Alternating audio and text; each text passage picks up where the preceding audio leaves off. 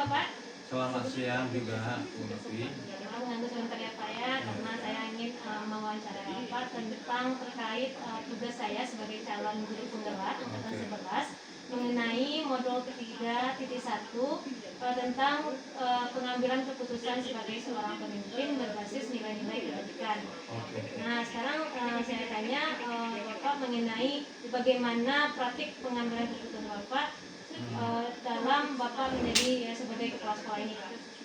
Baik, yang sangat menjadi dilematis sekarang yang kita ambil kebijakan menyangkut dengan penerapan anak-anak di asrama atau tidak di asrama.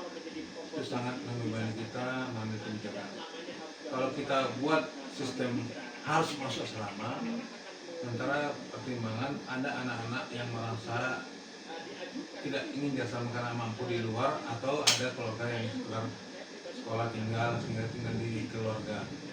Sementara kalau kita beri kebebasan tinggal di luar, ini kontrol kita terhadap keamanan maupun kebersihan kurang. Nah, sedangkan kalau di asrama ada tambahan biaya, dan juga asrama pengontrolan kegiatan anak di dalam asrama itu kalau butuh biaya pengawasan dari AMO. Nah, ini dilematis juga. Sehingga kemarin kita ambil kebijakan boleh pilih di asrama silakan, tidak di asrama silakan.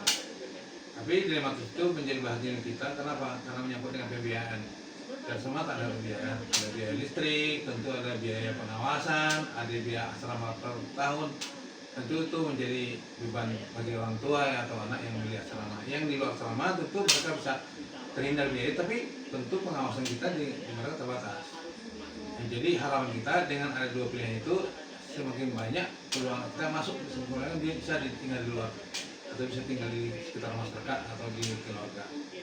Itu dilematis juga kemarin kita kerjakan itu. Jadi ya, kita banyak hal. Kalau di luar asrama itu pengawasan kita terhadap kontrol kebiasaan atau pengawasan di dalam disiplin itu kurang.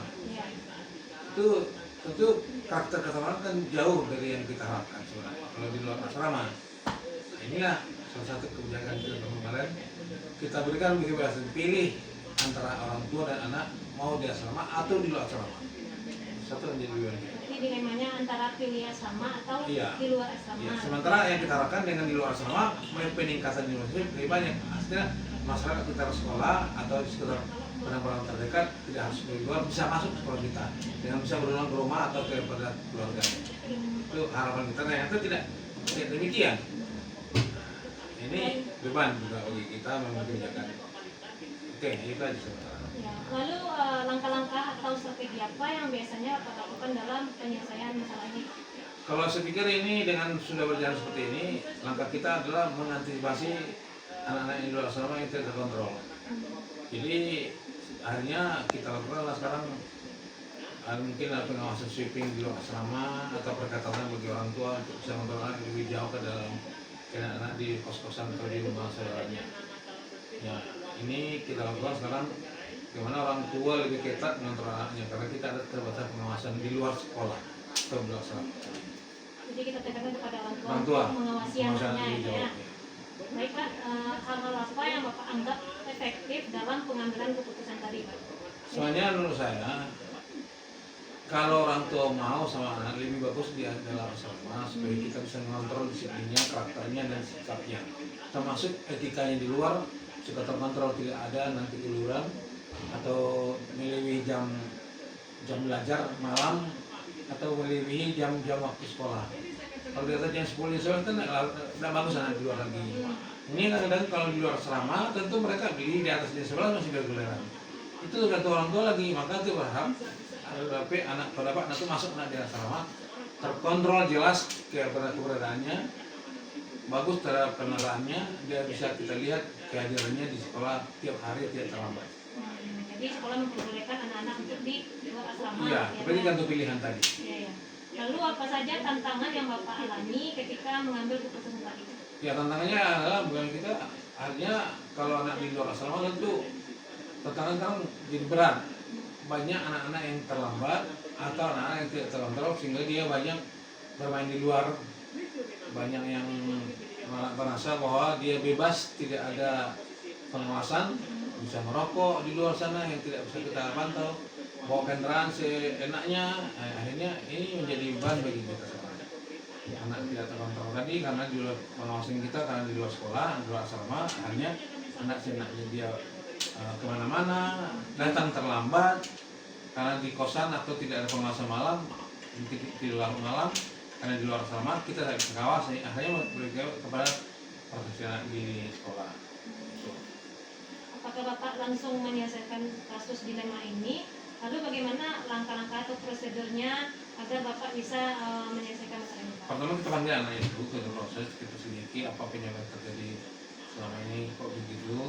Kemudian baru kita sampai kepada orang tua, dari wali kelas kita instruksi untuk berikan penjelasan kepada orang tua bahwa kena anak yang terjadi ini terjadi permasalahan yang kita hadapi di sekolah yang ada sekarang. Jadi kita langkahnya memanggil anak dan memberitahu informasi kepada orang tua, sehingga orang tua bisa lebih ketat pengawasannya. Ada tidak Pak jadwalnya ya, tertata jadwalnya atau bagaimana gitu? Iya, setiap ada laporan dari guru maupun dari wali kelas, itu ada jadwalnya kita buat pertemuan atau pemanggilan orang tua.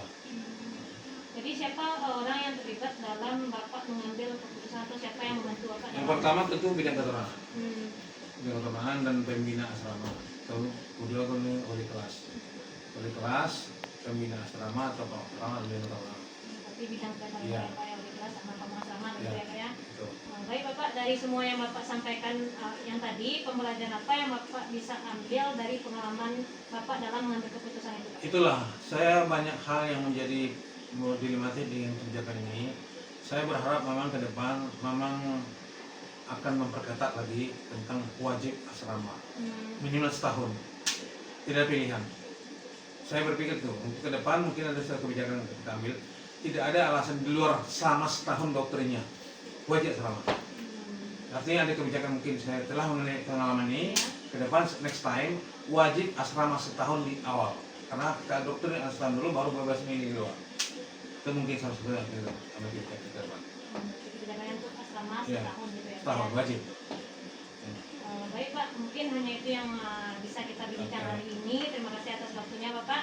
Ya, terima kasih, mudah-mudahan sehat selalu dan bisa kita bekerja sama dan sukses dalam kegiatan pembelajaran guru penggerak ke depan. Amin, terima kasih Pak.